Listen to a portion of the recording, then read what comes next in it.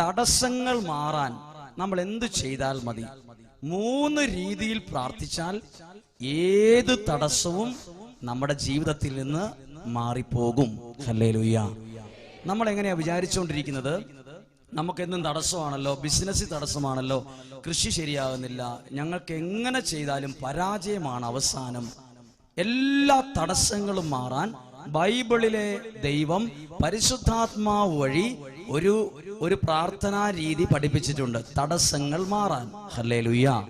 അതാണ് ജോഷുവയുടെ പുസ്തകത്തിൽ 5-ാം അധ്യായം 3-ാം അധ്യായം മുതൽ തടസ്സങ്ങൾ മാറ്റുന്ന ദൈവത്തിന്റെ രീതിയാണ്. നമ്മുടെ ദൈവം നമ്മുടെ തടസ്സങ്ങളെ കുറച്ചുകൂടെ ഉറപ്പിക്കുന്ന ദൈവമല്ല, തടസ്സങ്ങളെ മാറ്റിത്തന്ന് നമ്മളെ കൈക്ക് പിടിച്ച് ഉയർത്തുന്ന ദൈവമാണ്. ഹല്ലേലൂയ. അതുകൊണ്ട് ഓർത്തു, ഒന്നാമത് ഇസ്രായേൽ ജനം കാനാൻ ദേശത്തേക്ക് പോവുകയാണ്. അപ്പോൾ അവരുടെ മുമ്പിൽ ഒരു തടസ്സം ഉണ്ടായി.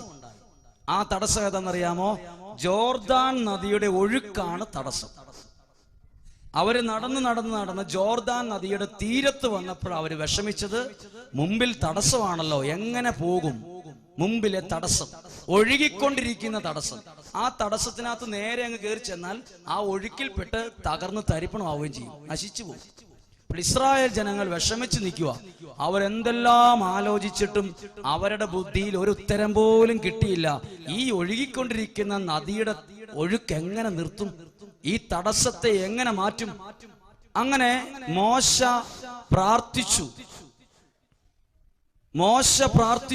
പ്രാർത്ഥിച്ചപ്പോൾ ഒരു വഴി ദൈവം തുറന്നു. പുരോഹിതന്മാരെ കൊണ്ടുവരാൻ പറഞ്ഞു. എല്ലാ പുരോഹിതന്മാരെ അല്ല കൊണ്ടുവരാൻ പറഞ്ഞേ, ദൈവത്തിന്റെ വാഗ്ദാന പേടകം വഹിക്കുന്ന പുരോഹിതന്മാരെ കൊണ്ടുവന്ന് മുന്നിൽ നിർത്തി അവരുടെ കാല് ജോർദാൻ നദിയുടെ വെള്ളത്തിൽ പതുക്കെ തൊടുമ്പോൾ ജോർദാൻ നദിയുടെ ഒഴുക്ക് നിൽക്കും, തടസ്സം മാറും എന്ന് പറഞ്ഞു. ഹല്ലേലൂയ. അപ്പൊ നോക്കിക്കേ, ചില തടസ്സങ്ങൾ അഭിഷേകമുള്ള വൈദികരുടെ പ്രാർത്ഥന വഴി മാറും. ഹല്ലേലൂയ. ചില തടസ്സങ്ങൾ അഭിഷേകമുള്ള വൈദികരുടെ പ്രാർത്ഥനയിലൂടെ മാറത്തില്ല. അത് നമ്മളോട് ചില കാര്യങ്ങൾ വീട്ടിൽ പോയി ചെയ്യാൻ പറയുന്നതിലൂടെ ആ തടസ്സം മാറും. ഒന്നാമത്തെ തടസ്സം മാറിയത്, പുരോഹിതന്മാർ വന്നു, ആ ഒരൊറ്റ കാര്യം ചെയ്തു, അന്നേരെ തടസ്സം മാറി. ഹല്ലേലൂയ. ഇപ്പോൾ നിങ്ങൾ അനുഭവിച്ചുകൊണ്ടിരിക്കുന്ന പല തടസ്സങ്ങളും ഒറ്റയടിക്ക് മാറുന്നതാവാൻ. ചിലത് ഇച്ചിരി നമ്മൾ കുറച്ചുകൂടെ പ്രാർത്ഥിക്കേണ്ടി വരും. ചിലത് നല്ലൊരു കുമ്പസാരത്തിലൂടെ മാറത്തുള്ളൂ. ഈ 3 രീതിയിൽ മാറും. ശ്രദ്ധിച്ചോ. ഒന്നാമത്തെ തടസ്സം മാറാൻ വേണ്ടി പുരോഹിതന്മാരെ വിളിച്ചുകൊണ്ട് വന്നു. എന്നിട്ട് പുരോഹിതന്മാരെ മുന്നിൽ നിർത്തി. എന്നിട്ട് അവിടെ ആ വെള്ളത്തിൽ അവരുടെ കാല് തൊടിയിച്ചു. അന്നേരെ ജോർദാൻ നദിയുടെ ഒഴുക്ക് അവിടെ നിന്നു. ഇനി എഴുതിയിരിക്കുന്നത് ഇങ്ങനെയാണ്, ഇപ്പോൾ ഇങ്ങനെ പുഴ ഇങ്ങനെ ഒഴുകിക്കൊണ്ടിരിക്കുന്നു. ഒഴുക്ക് നിന്നു എന്ന് പറഞ്ഞാൽ ഇവിടം വരെയുള്ള വെള്ളം നിന്നിട്ടുള്ളൂ. ഈ താഴെയുള്ള വെള്ളത്തിന് എന്നാ പറ്റിക്കാണും? ബൈബിൾ എഴുതിയിരിക്കുന്നത് ഇങ്ങനെയാണ്, 3-ാം അധ്യായം 13-ാമത്തെ വാക്യം. വെള്ളം, മുകളിലുള്ള വെള്ളം അവിടെ ചിറ പോലെ കെട്ടി നിന്നു, താഴെ ഉണ്ടായിരുന്ന വെള്ളം വാർന്നുപോയി എന്ന് പറഞ്ഞ എന്താ അർത്ഥം? ആ വെള്ളം മുഴുവൻ പതുക്കെ പതുക്കെ വാർന്ന് പറ്റിപ്പോയി. ഹല്ലേലൂയ. അങ്ങനെയാണ്. അതായത് ചില സമയങ്ങളിൽ അഭിഷേകമുള്ള വൈദികരുടെ പ്രാർത്ഥന വരുമ്പോ നമ്മളുടെ ഇന്നലെ വരെയുള്ള പ്രശ്നങ്ങൾ അങ്ങ് വാർന്നു പോകും. നമ്മുടെ മുമ്പിലുള്ള പ്രശ്നങ്ങളോ അത് അവിടം കൊണ്ട് ഭിത്തി കെട്ടി നിർത്തിയ പോലെ അത് ആ പ്രശ്നം അവിടെ നമ്മളെ തൊടാതെ സമീപിക്കാതെ അവിടെ നിൽക്കും. പറഞ്ഞേ ഹല്ലേലൂയ. അതാണ് ശരിക്കും നമ്മൾ ഈ ധ്യാന കേന്ദ്രത്തിലൊക്കെ വന്ന് പ്രാർത്ഥിക്കുമ്പോൾ ചിലപ്പോൾ അവിടെയുള്ള ഏതെങ്കിലും ഒരു വൈദികൻ നന്നായിട്ട് പ്രാർത്ഥിക്കുമ്പോൾ നിങ്ങൾ സാക്ഷ്യം പറയും, ഞങ്ങളുടെ കുടുംബത്തിലെ പ്രശ്നങ്ങൾ അതോടെ മാറി. ഇതാണ് അതിന്റെ രഹസ്യം. ഹല്ലേലൂയ. അപ്പോൾ നിങ്ങൾ ചിന്തിക്കരുത് എല്ലാ തടസ്സവും ഇങ്ങനെ മാറുമെന്ന്. മാറത്തില്ല. ചില തടസ്സങ്ങൾ കുറച്ച് ദിവസങ്ങൾ പ്രാർത്ഥിച്ചാലേ മാറത്തുള്ളൂ. ഒരു തടസ്സം മാറി ഉടനെ ഇസ്രായേൽ ജനങ്ങൾ ആ തടസ്സമൊക്കെ മറികടന്ന് അവർ പോയി.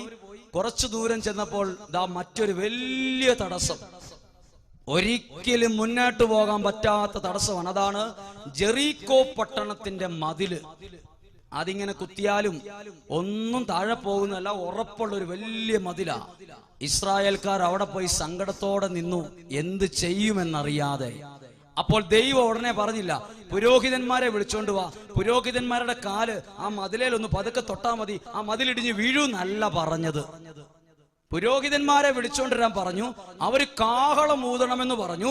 നിങ്ങളൊരു കാര്യം ചെയ്യണം, 7 ദിവസം ആ തടസ്സം മാറാൻ വേണ്ടി അങ്ങനെ ചുറ്റും നടക്കണം എന്ന് പറഞ്ഞു. ആദ്യത്തെ തടസ്സം മാറിയത് എങ്ങനെയാ? പുരോഹിതന്മാര് വന്ന് തൊട്ടപ്പോഴേ തടസ്സം മാറി. രണ്ടാമത്തെ തടസ്സം മാറാൻ വേണ്ടി ഒരു പുരോഹിതനെ വിളിച്ചുകൊണ്ട് വന്ന് ഏതെങ്കിലും ഒരു പുരോഹിതനെ കണ്ട് തൊടിച്ചാൽ മതി എന്നല്ല പറഞ്ഞത്, നിങ്ങൾ ചെയ്യണം.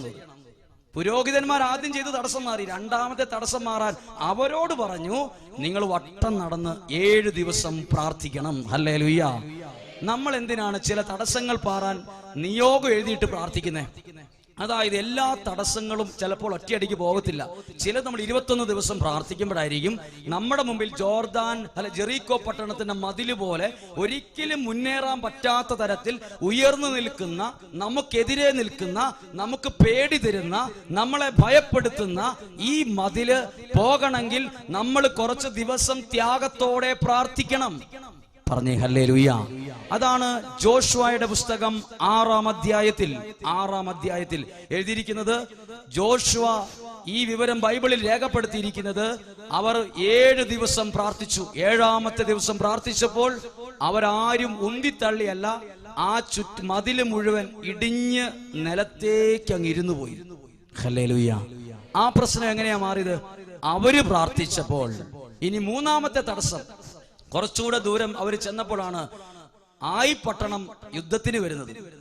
അവർ യുദ്ധത്തിന് പോയി, അവർ പരാജയപ്പെട്ടു പോകാൻ എന്നാ കാരണം എന്ന് ചോദിച്ചു. ഒരു തടസ്സം. ഇനി നിങ്ങളുടെ ആരുടെയും ജീവിതത്തിൽ വിജയത്തിന് തടസ്സമുണ്ട്, വിജയത്തിന് തടസ്സമായി നിൽക്കുന്നവരുണ്ടെങ്കിൽ ഓർത്തോ, അന്നേരം എന്താ പറഞ്ഞറിയോ?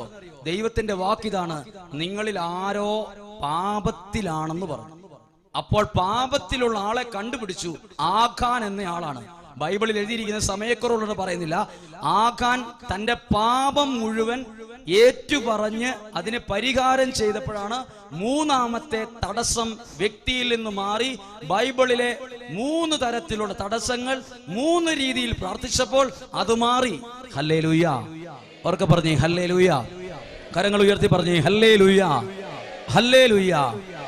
ശ്രദ്ധിച്ചോ, നമ്മൾ ഇന്ന് കേട്ടത് ജീവിതത്തിന്റെ തടസ്സങ്ങൾ മാറാൻ, വിവാഹ തടസ്സം മാറാൻ, ജോലി തടസ്സം മാറാൻ, സ്ഥലം വിൽപ്പനയുടെ തടസ്സം മാറാൻ, എന്ത് തടസ്സമാകട്ടെ, മുമ്പിൽ എന്തെങ്കിലും തടസ്സം നിങ്ങൾ ഫേസ് ചെയ്യുന്നുണ്ടെങ്കിൽ ഓർത്തോ, നമ്മൾ എന്തെങ്കിലും ചെയ്താൽ ആ തടസ്സം മാറില്ല. ദൈവത്തിന്റെ ഹിതപ്രകാരം ചിലപ്പോൾ ഒരു വൈദികന്റെ പ്രാർത്ഥന മാത്രം മതിയായിരിക്കും അത് മാറാൻ. ചിലപ്പോൾ വൈദികന്റെ പ്രാർത്ഥനയും വേണം. ഞാൻ ചില പ്രവർത്തികൾ എന്റെ ഭവനത്തിൽ ചെയ്യേണ്ടി വരും. ചിലപ്പോൾ ഒരു നിശ്ചിത ദിവസം ഉപവാസം എടുക്കേണ്ടി വരും. ചിലപ്പോൾ നിശ്ചിത ദിവസം ത്യാഗം എടുക്കേണ്ടി വരും. ചിലപ്പോൾ ഒരു നിയോഗം വെച്ച് നന്നായിട്ട് പ്രാർത്ഥിക്കേണ്ടി വരും. അങ്ങനെ പ്രാർത്ഥിക്കുമ്പോൾ ചില തടസ്സം അത് പാടെ മാറിപ്പോകും. 3-ാമത്തെ തടസ്സമോ, തടസ്സം മാറി വിജയമുണ്ടായത് അവർ തങ്ങളുടെ പാപത്തെ കുറിച്ച് അനുതപിച്ചപ്പോഴാണ്. ഹല്ലേലൂയ. പല തടസ്സങ്ങളും മാറാത്തതിന്റെ കാരണം നമ്മൾ ആ പോകേണ്ട വഴി കൂടെ അല്ല പോയിക്കൊണ്ടിരിക്കുന്നത്. ബൈബിൾ പഠിപ്പിക്കുന്നു 3 തടസ്സങ്ങളെ ഉള്ളൂ നമുക്ക്. ഹല്ലേലൂയ. അതുകൊണ്ടാണ് നമ്മൾ ഒരു കാര്യം കേട്ടിട്ടില്ലേ, ഇപ്പൊ മഴ പെയ്യുവാണെങ്കിൽ നമ്മളൊരു കൊട കൊണ്ട് പോകുന്നത് എന്തിനാ? ഒരു കൊട കൊണ്ട് ഞാൻ പോകുന്നത് എന്തിനാ? മഴ പെയ്യാൻ സാധ്യതയുള്ളപ്പോ ഞാൻ എന്തിനാ കൊട കൊണ്ട് പോകുന്നത്? മഴയെ നിർത്താനാണോ ഞാൻ നനയാതിരിക്കാനാണോ? നമ്മളാരും കൊടയെടുത്തോണ്ട് നടക്കുന്നത് മഴയെ നിർത്താനല്ല, മഴ പെയ്താലും ഈ ഞാൻ നനയാതിരിക്കാൻ, എനിക്ക് ചൂടാനാണ്. ഇതുപോലെ നമ്മുടെ പ്രാർത്ഥന, അതായത് ഞാൻ പ്രാർത്ഥിക്കുന്നത് പ്രശ്നങ്ങളെ ഇല്ലാതാക്കാനല്ല, പ്രശ്നങ്ങൾ ഉണ്ടെങ്കിലും അതെന്നെ തൊടാതിരിക്കാനാണ്. ഹല്ലേലൂയ. ബൈക്ക് ഓടിച്ചോണ്ട് പോകുന്നയാൾ എന്തിനാണ് ഹെൽമറ്റ് വെക്കുന്നത്? അപകടം ഒഴിവാക്കാനല്ല, അപകടം വന്നാലും എന്റെ തലയ്ക്ക് പരിക്ക് പറ്റാതിരിക്കാനാണ്. ഹല്ലേലൂയ. ഞാൻ എന്തിനാ ദൈവത്തെ വിളിക്കുന്നത്? ഒരു പ്രശ്നവും വരാതിരിക്കാനല്ല, പ്രശ്നം വന്നാലും എനിക്കത് പരിക്കുണ്ടാക്കാതിരിക്കാൻ. ഹല്ലേലൂയ. ഉറക്കെ പറഞ്ഞേ ഹല്ലേലൂയ. മഴ പെയ്യുമ്പോൾ ബൈക്കിൽ പോകുന്ന ആളുകൾ മഴക്കോട്ടിട്ടിട്ടാ പോകുന്നത്. മഴക്കോട്ടിടുന്നത് മഴയെ നിർത്താനോ മഴയ്ക്കെതിരായിട്ടല്ല, മഴ പെയ്ത് നനയേണ്ട വന്നാലും എന്റെ ശരീരം നനഞ്ഞ് തണുക്കാതിരിക്കാനാണ്. നമ്മൾ എന്തിനാണ് കോട ഇറങ്ങുന്നത്? നല്ല തണുപ്പുള്ള സമയത്ത് നല്ല തണുപ്പിന്റെ ഓരോ സ്ഥലത്തിൽ ഡ്രസ്സ് ഇടുന്നത് തണുപ്പിനെ മാറ്റാനുള്ള, തണുപ്പ് വന്നാൽ എനിക്ക് ചൂട് കിട്ടാനാണ്. എനിക്ക് ആ തണുപ്പിൽ നിന്ന് ഒരു സംരക്ഷണം കിട്ടുക.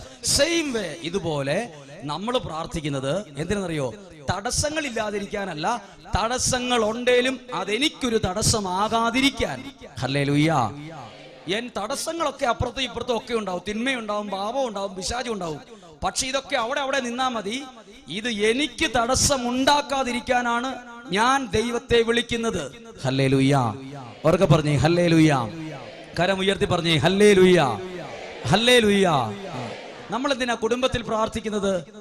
നമ്മുടെ കുടുംബത്തിൽ ഒരു പ്രശ്നവും കയറി വരാതിരിക്കാനാണ്. അതുകൊണ്ടല്ലേ നമ്മൾ ഓർത്ത് നോക്കിയേ, എപ്പോഴേ നമ്മുടെ ജീവിതത്തിനകത്ത് പിശാച് കയറുള്ളൂ, എപ്പോഴേ നമ്മുടെ ജീവിതത്തിൽ പിശാച് കയറുള്ളൂ, എപ്പോഴേ നമ്മുടെ കുടുംബത്തിൽ പിശാച് കയറി തടസ്സം ഉണ്ടാക്കുള്ളൂ. ശ്രദ്ധിച്ചോ, മനസ്സിലാക്കുക. ഞാൻ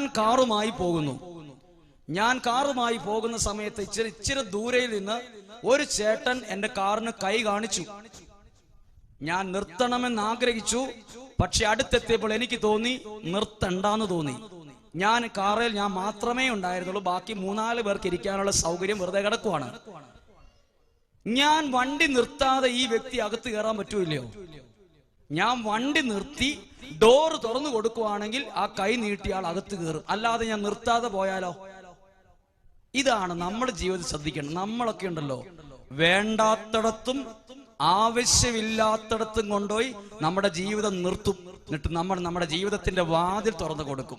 അപ്പോഴൊക്കെ എങ്ങനെയോ അകത്ത് കയറിയതാ ഇപ്പോൾ തടസ്സമായി ബന്ധനമായിരിക്കുന്ന പല തിന്മകളും. ഹല്ലേലൂയ. ഉറക്കെ പറഞ്ഞേ ഹല്ലേലൂയ. എന്റെ ജീവിതത്തെ ദൈവത്തിന് ഇഷ്ടമില്ലാത്ത ഒരിടത്തും കൊണ്ടുപോയി നിർത്തിയിടരുത്. നിർത്തിയിടേണ്ട ഒരു സ്ഥലം ദൈവസന്നിധിയാണ്. അവിടെയാണ് വാതിൽ തുറന്നു കൊടുക്കേണ്ടത്. അപ്പോൾ ദൈവ സാന്നിധ്യം കയറും. ഹല്ലേലൂയ. ദൈവം നമ്മുടെ ഉള്ളിൽ കയറിയാൽ ദൈവം തടസ്സങ്ങളെ മാറ്റി തന്നോണ്ടിരിക്കും. ഇതുപോലെ ഇനി പിശാച് ഉള്ളിൽ തന്നാലോ? ഈ ഒരു പ്രത്യേകതയുണ്ട്. പിശാച് നമ്മുടെ ഉള്ളിൽ കയറിയാലുണ്ടല്ലോ, പെട്ടെന്ന് കുറച്ച് ദിവസം കൊണ്ട് നമ്മുടെ ജീവിതത്തിന്റെ സ്റ്റിയറിംഗ് ഇല്ലേ, കാറിന്റെ സ്റ്റിയറിംഗ് പോലെ ജീവിതത്തിന് ഒരു സ്റ്റിയറിംഗ് ഉണ്ട്. അത് നമ്മളെ മാറ്റിയിട്ട് അവൻ അവിടെ കയറി ഇരുന്ന് ഇവൻ തിരിക്കാൻ തുടങ്ങും. തകർച്ചയിലേക്കും നഷ്ടത്തിലേക്കും കടബാധ്യതയിലേക്കും രോഗത്തിലേക്കും. ഇവൻ തിരിക്കുന്നത് രക്ഷയിലേക്കല്ല, തകർച്ചയിലേക്ക് തിരിക്കും. ജീവിതത്തെ എവിടെയും കൊണ്ടുപോയി നിർത്തരുത്.